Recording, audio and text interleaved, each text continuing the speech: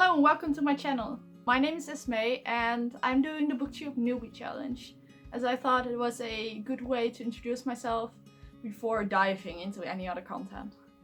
I have the questions here with me, so I'll be reading them and answering them. Why did you start this channel? Well, I needed more creative space, another creative outlet, and I thought I had that with my blog, and I rebranded it to give myself more freedom, but it isn't going like I was hoping for. And once again, the inspiration to start a YouTube channel rose to the surface, and I was inspired by some of my blogging faves that were also starting a YouTube channel, and here I am. What are some fun and unique things that you can bring to Booktube? Well, I started out as a book reviewer because I wanted to share my thoughts and feelings with the world. And I think that YouTube is a perfect platform to do exactly that. To just share what I want to share, to let my voice be heard, and just enjoy myself a little. So with that mindset, I think that I can bring something unique. What are you most excited for about this channel? I'm excited, but I'm also terrified because this is something new and I haven't fully explored it. But I look forward to just see where this goes. I want to see where I can come using this as my creative outlet. I want to see how I will fit in the community and just have fun and try new things and mostly just enjoy it, really. Why do you love reading? Well, I have two things. One part, escapism. Just going to another world, enjoying an alternate reality, meeting new people, just forgetting about the real world for a second. And especially now, it's just great to do that. The other thing is relaxing. Reading is very important to me to relax, as I am autistic and the world can be pretty overwhelming. And my brain just doesn't per se stop when I'm tired. So when I read a book, I can force my mind and body to just sit and do this one thing and relax. So I can get everything in one direction again. It helps me relax, it helps me sleep, it helps me stay mentally healthy. What book or series got you into reading? Well, I was always a reader since I was very small. I was able to read pretty early and I was very good at it as well. But mental health, middle school, everything just got me so stressed and lacking of any time and energy to do anything for myself really, that I forgot that I love reading. It sounds weird, but I've seen other people on YouTube and on book blogs have the same thing, that after like elementary forgetting about reading and starting again about like 16, 17. And that's exactly what happened to me. I forgot that I love reading, and then my best friend at the time recommended me A Court of Thorns and Roses. She said that it was completely up my alley. I wrote down the book, and a while later I actually lost the paper and I couldn't remember the title. But it came on my path again. I decided to buy it and the entire series pretty much. And I consumed the entire series in like 2 weeks, and that was a big thing for me. It also got me into English reading, really. I did read English books. I read World of Warcraft books and some John Green, like YA fantasy.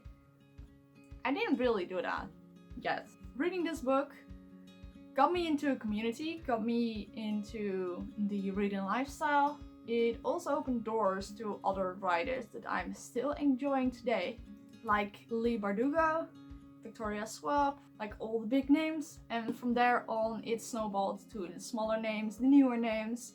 I really owe this book, this exact copy, a lot. I'm very glad it exists, and I want to thank Sarah J. Maas for writing this, because it was exactly what I needed. And I hope that one day, when I finally start appreciating rereading, I am not very good at rereading, that I can go back and enjoy this again for a second time and go back to that feeling. What questions would you like to ask to your favorite booktubers?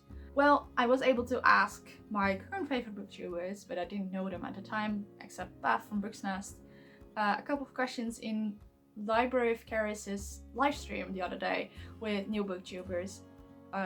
But like the main questions I'm always interested in: what inspired you to start booktubing? Where did you get the inspiration from to make more videos? Where did you get your name? How did you make it up? Because I'm having so much struggles with that. My current channel name is just my first name. I'm stressing out. It's a placeholder. It will change when I have a name. And equipment.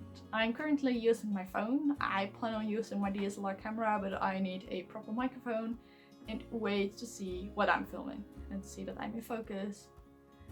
But I figured out, I think I have something, but time will tell if that actually works. Okay, hold on one sec. I keep butchering this question because I can't read it in one go. So I'm gonna read directly from my journal. What challenges do you think starting a booktube channel will be the hardest to overcome? That's a long sentence. I think the hardest challenge is to keep a schedule, because I started with my blog. It's actually quite hard to actually create, write, film, edit, whatever, and post it on the correct day, because there are so many variables that can influence it.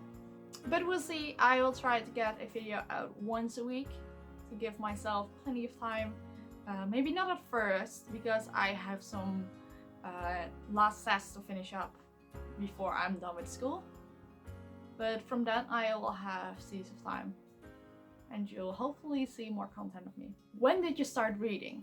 I pretty much started reading when I learned how to read. I don't know how old I was, if it was before elementary or like year 1 or 2. We start elementary at the age of 4, by the way.